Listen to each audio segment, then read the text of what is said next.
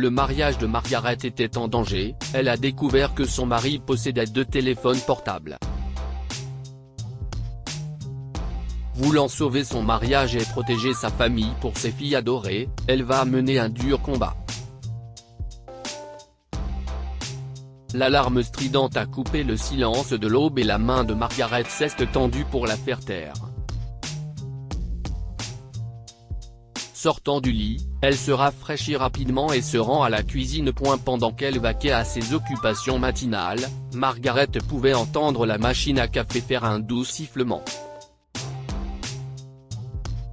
C'était agréable, surtout dans le calme du petit matin. Margaret prépara efficacement les déjeuners, un sandwich au beurre de cacahuètes et à la confiture coupée en triangles nets pour Lisa, des pommes tranchées et des oranges pelées pour Rosa, et un sandwich au poulet pour Tom.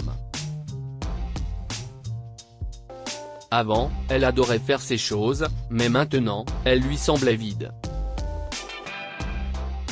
Tom et elle n'étaient plus aussi proches qu'avant. Maman ? La voix de Lisa interrompt les pensées de Margaret. Bonjour, ma chérie. Ton déjeuner est sur le comptoir. Papa est déjà levé ? Rosa bonedit dans la cuisine, pleine d'énergie. Il va bientôt descendre, a répondu Margaret avec un sourire forcé. Quelques minutes plus tard, Tom est apparu, saluant Margaret d'un signe de tête énergique. Il n'y a pas eu de bise sur la joue, ni de discussion sur leur projet pour la journée. Tu as bien dormi ? demande-t-elle. Oui, répond Tom rapidement. J'ai une réunion urgente aujourd'hui. Je dois manger rapidement et partir. Les filles, prenez le bus, d'accord ? CIST avec M. Dickens ? Margaret a demandé. En quelque sorte, a-t-il répondu en évitant son regard. CIST compliqué. Il la remercie pour le petit déjeuner et se prépare à partir, mais il se rend compte que son téléphone a disparu. Laisse-moi Tyler à le chercher, a proposé Margaret en se dirigeant vers son bureau. Non, non, concentre-toi sur tes affaires, a insisté Tom, mais Margaret s'est rendue dans son bureau personnel et a entendu un téléphone vibrer dans un tiroir. Tom, je crois que CIST ici, appela-t-elle, mais il avait déjà trouvé et parti brusquement, la porte d'entrée claquant derrière lui. À l'intérieur, elle a trouvé un téléphone qui ressemblait à celui de Tom. Son cœur s'est emballé lorsqu'elle a découvert des messages de Pearl, la fille du patron de Tom. La jeune fille avait accompagné son père, Monsieur Dickens, chez eux pour des dîners occasionnels. Un message de Tom disait, 9h30, endroit habituel. Margaret a lu d'autres messages et a découvert l'endroit où ils se réunissaient. Margaret se rendit compte que cela durait depuis un certain temps déjà, les réunions secrètes de Tom et Pearl.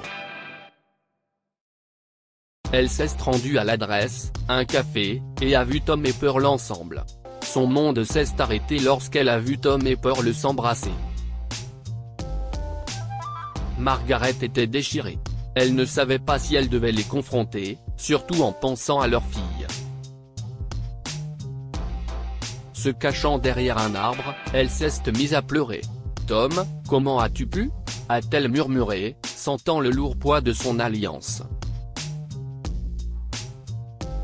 Mais elle ne pouvait pas laisser cette jeune fille détruire sa famille. Pour le bien de ses 2 filles, Margaret savait qu'elle devait agir. Elle a donc suivi Pearl jusqu'à son dortoir. « Je suis ici pour voir Pearl.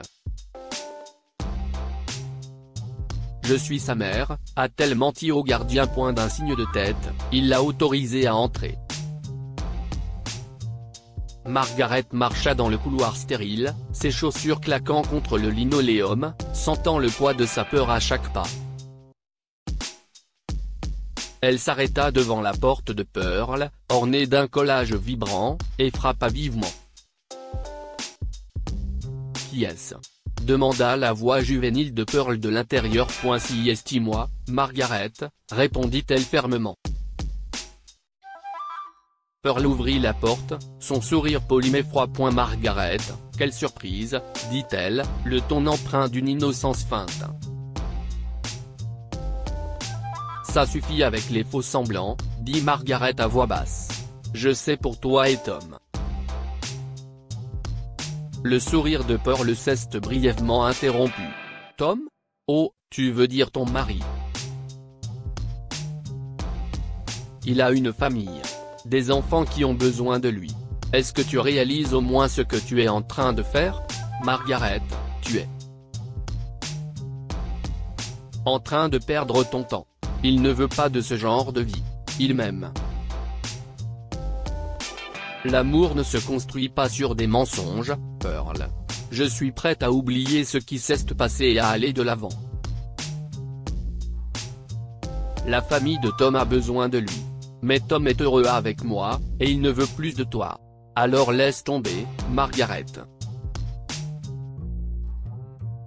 S'il te plaît, trouve quelqu'un de ton âge, implore Margaret, mais Pearl la rejette. Sortez avant que j'appelle la sécurité. Partez. Margaret s'éloigne, le cœur en ébullition. Elle devait faire quelque chose pour empêcher sa famille de s'effondrer.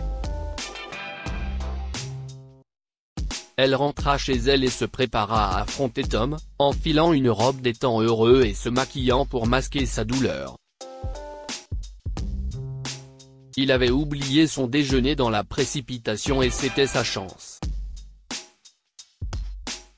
Margaret s'est présentée au bureau de Tom avec un déjeuner qu'elle avait préparé elle-même, espérant allumer une étincelle entre eux.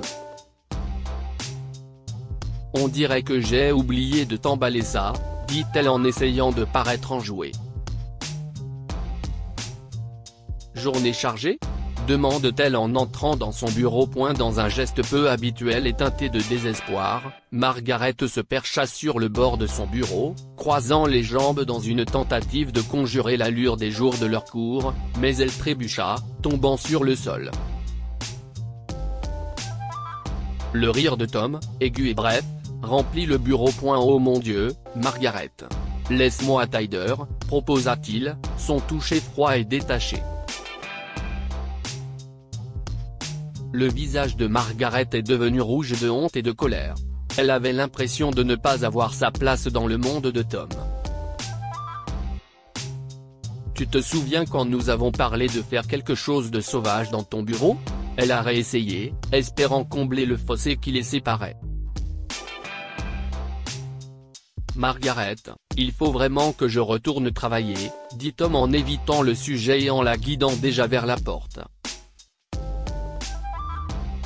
Il lui a ouvert la porte et elle est sortie le cœur lourd. Alors que la porte se referme derrière elle, enfermant l'homme qu'elle ne connaissait plus, Margaret marche dans le couloir, le claquement rythmé de ses talons étant maintenant plus lent. Ses doigts s'enroulent autour des bords de son sac à main, ses ongles s'enfoncent dans le cuir alors qu'elle s'arrête devant le bureau de Tom.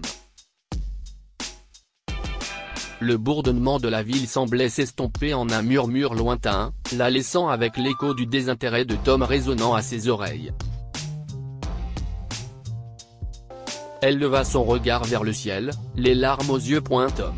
Appela-t-elle doucement lorsqu'il émergea plusieurs minutes plus tard, boutonnant son manteau contre le froid de l'air. J'ai pensé que nous pourrions peut-être, tu sais, avoir une petite surprise ce soir. À la maison.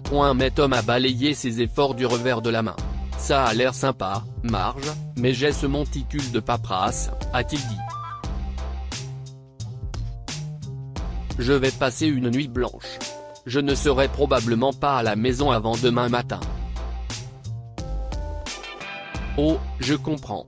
Le travail passe avant tout. Margaret la regardait partir, sentant leur amour s'estomper.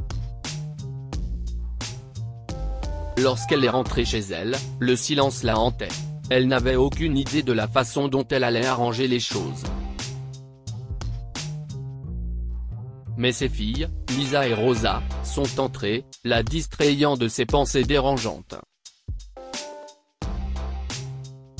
Maman, il y a quelque chose de différent chez toi aujourd'hui. Tout va bien ? Demande Lisa, l'air inquiet. Margaret essaie de sourire. Cela lui faisait du bien de savoir qu'elle se souciait d'elle. Et puis Rosa a dit quelque chose de gentil. « Maman, tu es vraiment jolie, tu sais ?» Ces mots ont permis à Margaret de se sentir plus forte. Elle s'est rendue compte qu'elle n'avait pas à attendre que Tom la remarque. Elle avait ses filles, et c'était suffisant. Avec une nouvelle énergie, elle leur dit « Vous savez quoi, les filles ? Tout va bien se passer. » Même mieux que bien. C'était comme si elle disait qu'elle avait fini d'être triste parce que Tom ne se souciait pas d'elle. Comme si elle était prête à affronter tout ce qui se présenterait, juste elle et ses filles. Après avoir bordé les filles pour la nuit, Margaret a ouvert sa vieille commode. Elle a feuilleté les pages usées de son carnet d'adresses relié en cuir jusqu'à ce que le nom du patron de Tom, M. Dickens, apparaisse. Elle se rappela les mots de Monsieur Dickens à propos de sa fille, « Pearl est le joyau de ma vie ». Margaret marqua une pause, se demandant si elle faisait ce qu'il fallait. Mais elle n'avait pas d'autre choix. Margaret avait synchronisé son téléphone avec le téléphone secret de Tom et savait qu'il allait rencontrer Pearl dans un hôtel ce soir-là. Plus tard, à l'hôtel, Margaret a aperçu Tom et Pearl ensemble, riant et se dirigeant vers l'ascenseur. Elle avait laissé ses filles chez une voisine, pour ne pas avoir à s'inquiéter qu'elle soit seule.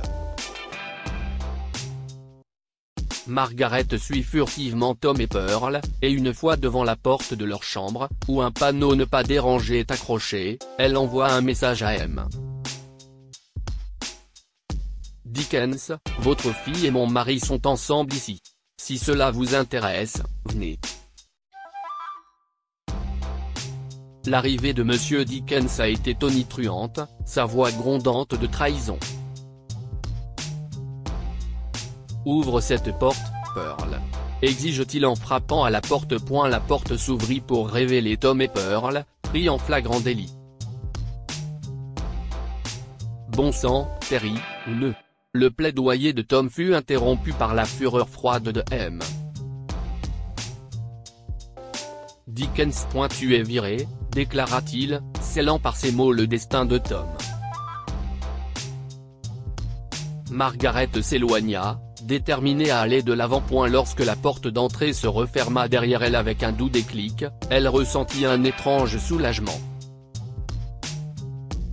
Mais le répit fut de courte durée, car le bruit d'une supplication brisa le calme. « Tom est à la maison. Margaret, s'il te plaît, supplia-t-il, traînant derrière elle comme une ombre. J'ai fait une erreur. J'ai besoin de voir les filles. Je veux être avec vous. » Elle lui fit à leur face, le regard fixe et résolu. « Non, Tom. Les filles et moi. Nous nous débrouillerons très bien sans toi. » Margaret l'a mis à la porte, sachant qu'elle n'était devenue que plus forte et qu'elle se débrouillerait très bien en tant que célibataire. Elle ferait n'importe quoi pour donner à ses filles une bonne vie et les sauver de leur père infidèle. Partagez cette histoire avec vos amis. Elle pourrait inciter les gens à partager leur propre histoire ou à aider quelqu'un d'autre. Lire aussi, un frère met sa petite sœur à la porte après la mort de leurs parents, le karma le frappe durement.